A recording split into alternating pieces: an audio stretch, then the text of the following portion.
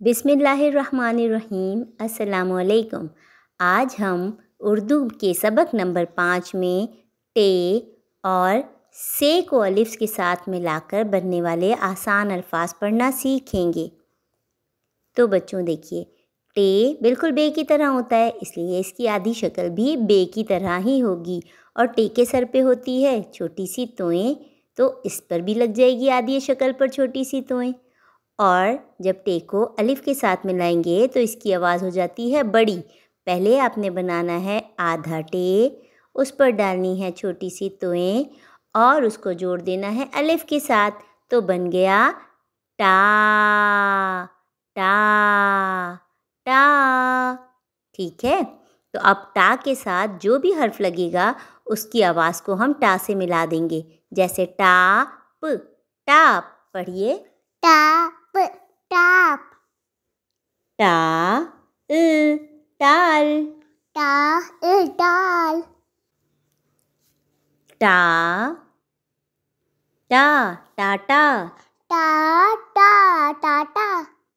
आ टा आटा। आ टा आटा।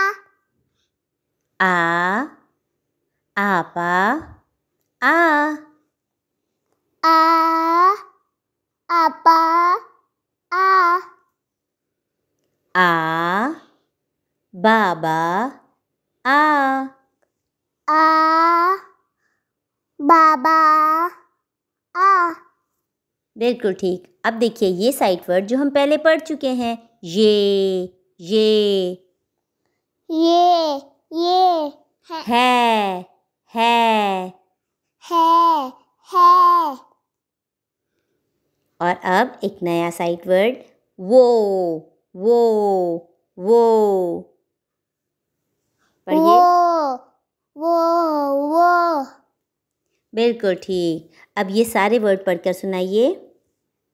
ये है वो। अब ये पढ़कर सुनाइए। ये ताज है। वो ताज है। ये तार है। वो तार है। ये बाग है। वो बाग है। ये बादल है। वो बादल है। ये बाज है।